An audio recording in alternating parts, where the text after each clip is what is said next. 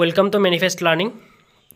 আজিৰ সেশনটোত ইণ্ডিয়াৰ হিষ্ট্ৰীৰ কেইটামান কুৱেশ্যন আলোচনা কৰিম, যিবোৰ কুৱেশ্যন আপোনালোকৰ আগন্তুক অসম পুলিচ সাব ইন্সপেক্টৰ নাইবা আসাম ডাইৰেক্ট ৰিক্ৰুইটমেণ্ট বা অন্যান্য যিকোনো ধৰণৰ ষ্টেট গভৰ্ণমেণ্টেই হওক বা চেণ্ট্ৰেল গভৰ্ণমেণ্টেই হওক সকলো ধৰণৰ এক্সামৰ কাৰণে সহায় হ'ব। ইণ্ডিয়ান হিষ্ট্ৰী এটা গুৰুত্বপূৰ্ণ টপিক। ইয়াৰ পৰা কুৱেশ্যন যিকোনো কম্পিটিটিভ এক্সামত অহা দেখা যায়। মই ইয়াৰে এটা প্লেলিষ্ট বনাই দিম। সেই প্লেলিষ্টসমূহত অকল ইণ্ডিয়ান হিষ্ট্ৰীৰ মানে ক্ৰনলজিকেল অৰ্ডাৰত মই কুৱেশ্যনসমূহ দিবলৈ ট্ৰাই কৰিম।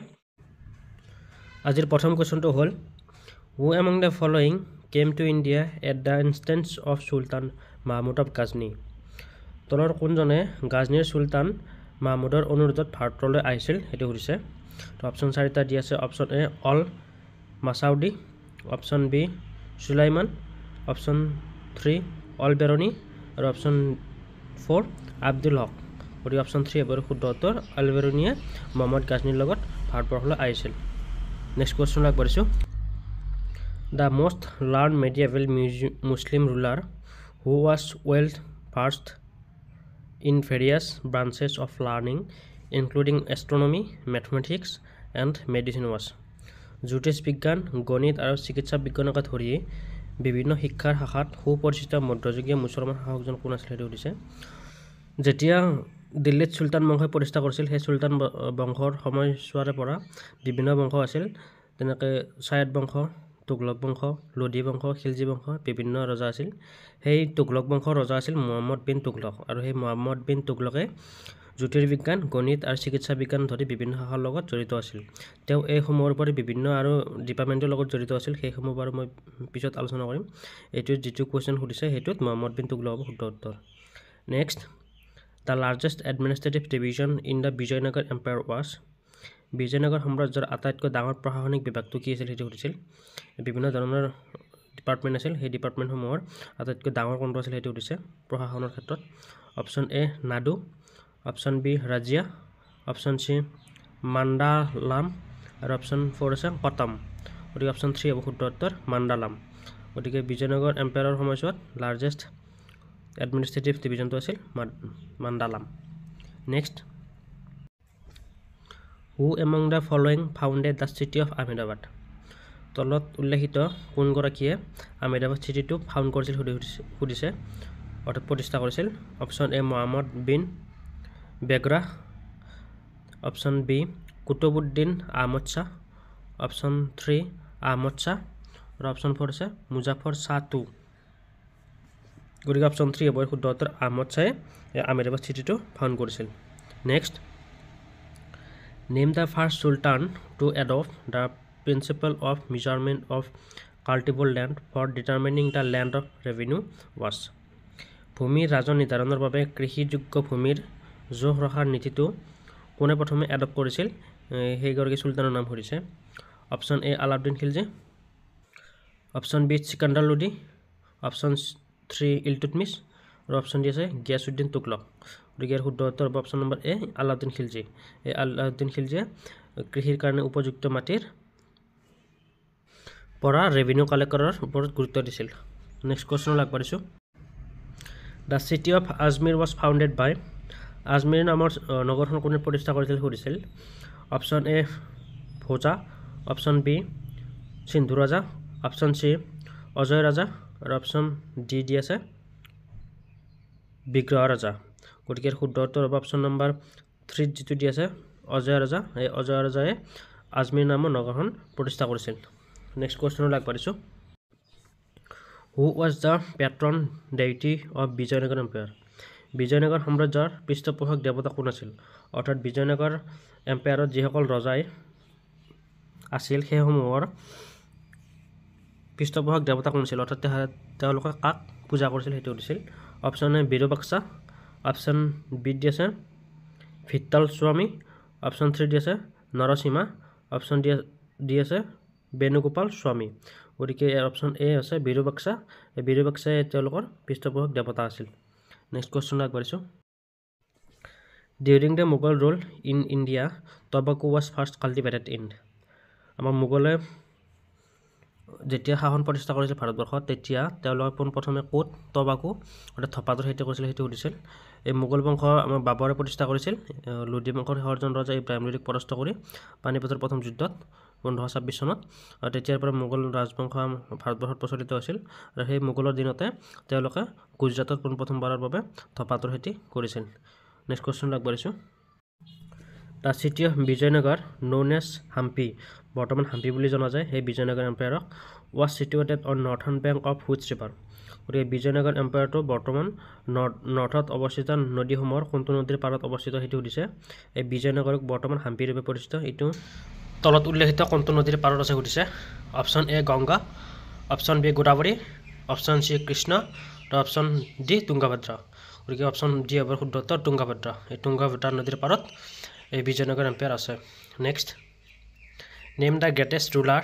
In the history of Vijayanagar was বিজয়নগৰৰ ইতিহাসৰ সৰ্বশ্ৰেষ্ঠ শাসকজনৰ নাম কি সুধিছে অৰ্থাৎ বিজয়নগৰ এম্পায়াৰৰ সৰ্বশ্ৰেষ্ঠ ৰজাজন কোন সেইটো সুধিছে অপশ্যন 1 দি আছে দেৱাৰয়া 2 অপশ্যন 2 দি আছে চালুভা নুৰিদামাছ অপশ্যন 3 দি আছে কৃষ্ণদেৱা ৰয়া আৰু অপশ্যন 4 দি আছে অচ্যুতদেৱা ৰয়া গতিকে অপশ্যন 3 হ'ব শুদ্ধ উত্তৰ কৃষ্ণদেৱা ৰয়া আছিল বিজয়নগৰ এম্পায়াৰৰ সৰ্বশ্ৰেষ্ঠ অৰ্থাৎ শক্তিশালী ৰজা next name the medieval ruler who first establish the ministry of agriculture প্ৰথমে কৃষি মন্ত্ৰালয় প্ৰতিষ্ঠা কৰা মধ্যযুগৰ শাসকজনৰ নাম কি সুধিছে অৰ্থাৎ কোনগৰাকী মেডিয়েভেল ৰুলাৰে এগ্ৰিকালচাৰ মিনিষ্ট্ৰী ফৰ্ম কৰিছিল অপশ্যন 1 বাবৰ অপশ্যন 2 আকবৰ অপশ্যন 3 শ্বেৰশ্বাহ ছুৰী আৰু অপশ্যন 4 আছে আলাউদ্দিন খিলজী গতিকে ইয়াৰ শুদ্ধ উত্তৰ হ'ব অপশ্যন নম্বৰ 3 শ্বেৰশ্বাহ ছুৰী এই শ্বেৰশ্বাহ ছুৰীয়ে মিনিষ্ট্ৰী অফ এগ্ৰিকালচাৰ ফৰ্ম কৰিছিল next in the battle of Haldighati the Mughal troops were commanded by হল্দিঘাটৰ যুদ্ধত এই মোগল সেনা কোনে নেতৃত্ব প্ৰদান কৰিছিল সেইটো সুধিছে অপশ্যন এ তোডৰমল অপশ্যন 2 ৰাজা মান সিংহ অফ আম্বৰ অপশ্যন 3 কোৱাজি খান আৰু অপশ্যন 4 আছে আছফ খান গতিকে ইয়াৰ শুদ্ধ উত্তৰ হ'ব option number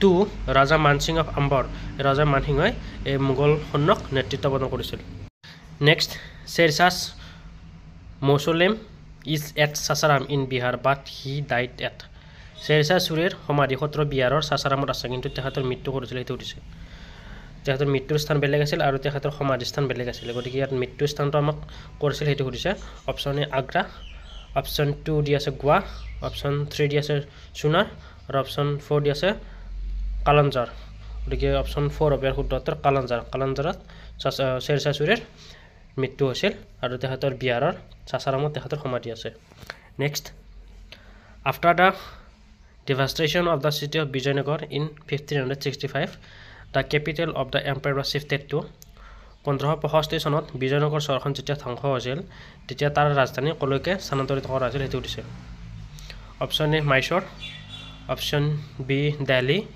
option C Penukonda আৰু অপশ্যন 4 আছে চন্দ্ৰগিৰি গতিকে অপশ্যন 3 হ'ব পেনুকুণ্ডা হ'ব ইয়াৰ শুদ্ধ উত্তৰ বিজয়নগৰ এম্পায়াৰ যেতিয়া ধ্বংস হৈছিল ধ্বংসৰ পিছত এই পেনুকুণ্ডালৈকে তেওঁৰ ৰাজধানী শিফ্ট কৰিছিল next Akbar son and successor Salim on becoming the empire assume the name আকবৰৰ পুত্ৰ আৰু তেওঁৰ উত্তৰাধিকাৰী সেলিমে সম্ৰাট হোৱাৰ পিছত কি নাম গ্ৰহণ কৰিছিল সেইটো সুধিছে অৰ্থাৎ আকবৰৰ পুতেকৰ নাম আছিল অৰিজিনেল নাম সেলিম আছিল কিন্তু যেতিয়া তেওঁ সিংহাসনত বহিছিল তেতিয়া তেখেতৰ নামটো চেঞ্জ কৰিছিল আৰু কি নামেৰে পিছত পৰিচিত হৈছিল সেইটো সুধিছে অপশ্যন 1 আছে জাহাংগীৰ অপশ্যন 2 আছে জাহাংগীৰ আলম পানাহ অপশ্যন 3 আছে জাহাংগীৰ আলমগিৰি আৰু অপশ্যন 4 আছে নুৰুদ্দিন মহম্মদ জাহাংগীৰ গতিকে অপশ্যন নম্বৰ 4 টো হ'ব শুদ্ধ উত্তৰ নুৰুদ্দিন মহম্মদ জাহাংগীৰে বুলি তেখেতে নামটো লৈ সিংহাসনত বহিছিল কিন্তু তাৰ আগত আকবৰৰ পুত্ৰৰ নাম সেলিম বুলি প্ৰচলিত আছিল next Mughal painting reached its zenith during whose reign Mughal painting কাৰ ৰাজত্ব কালত মানে সৰ্বশ্ৰেষ্ঠ হৈছিল অৰ্থাৎ সকলো ফালৰ পৰা উন্নত মানৰ হৈছিল জেনিথ মানে একদম টপক বুজায় গতিকে মোগল শাসনকালত কাৰ দিনত এই মোগল পেইণ্টিঙে জেনিথ পাবলৈ উপনীত হৈছিল option A Akbar option 2 Jahangir option 3 Shah Jahan আৰু অপশ্যন 4 আছে ঔৰংজেব গতিকে অপশ্যন 2 হ'ব শুদ্ধ উত্তৰ জাহাংগীৰ এই জাহাংগীৰৰ ৰাজত্বকালতে মোগল পেইণ্টিঙে জেনিথত অৰ্থাৎ একদম সৰ্বশ্ৰেষ্ঠ ক্ষেত্ৰত উপনীত হৈছিল next the only Hindu noble at the court of Akbar to accept the Din i Ilahi গতিকে দিন ই ইলাহী ধৰ্ম গ্ৰহণ কৰাটো কোন আছিল যিটো একমাত্ৰ হিন্দু আছিল যিটো আকবৰৰ ৰাজসভাত আছিল সেইটো সুধিছে যে দিন ই ইলাহী গ্ৰহণ কৰা আকবৰৰ আদালতত থকা একমাত্ৰ হিন্দুগৰাকী কোন আছিল option 1 Mansingh option 2 Todarmal option 3 Birbal আৰু অপশ্যন 4 আছে ভগৱান দাস গতিকে ইয়াৰ শুদ্ধ উত্তৰ হ'ব অপশ্যন নম্বৰ 3 যিটো দি আছে বীৰবল এই বীৰবলে আছিল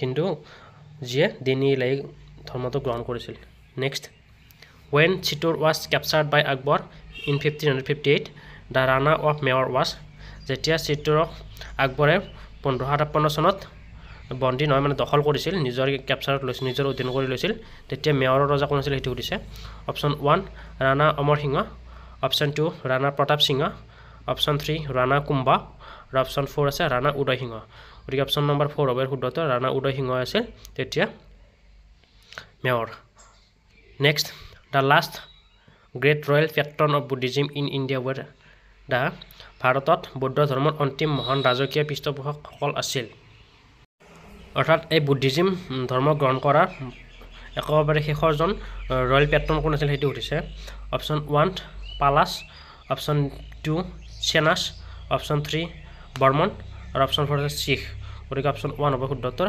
পালসকল আছিল শেষ যিয়ে বুদ্ধিজিম লোৱা শেষৰটো সাম্ৰাজ্য আছিল next the Pallava ruler who build the famous Kailash temple at Kanchi and the shore' temple at Mahabalipuram was কাঞ্চিত অৱস্থিত বিখ্যাত কৈলাশ মন্দিৰ আৰু মহাবলীপুৰম থকা শ্বেৰ মন্দিৰ নিৰ্মাণ কৰা পল্লৱ শাসকজন কোন আছিল কোনে তাৰমানে কাশীত থকা কৈলাশ টেম্পল আৰু মহাবলীপুৰমত থকা শ্ব' টেম্পল নিৰ্মাণ কৰিছিল option 1 Mahendra Varman 1 option 2 Narasimha Varman 2 option 3 Parameshwaram 1 আৰু অপশ্যন 4 আছে নৰসিমা বৰ্মন গতিকে ইয়াৰ শুদ্ধ উত্তৰ option number B option number 2 Narasimha Varman 2 যিয়ে কাশীত থকা কৈলাশ টেম্পল আৰু মহাবলীপুৰমত থকা শ্ব' টেম্পল নিৰ্মাণ কৰিছিল গতিকে ভিডিঅ'টো এইখিনি আছিল যদি ভাল পাইছে লাইক কৰিব শ্বেয়াৰ কৰিব লগতে চেনেলটো ছাবস্ক্ৰাইব কৰিবলৈ নাপাহৰিব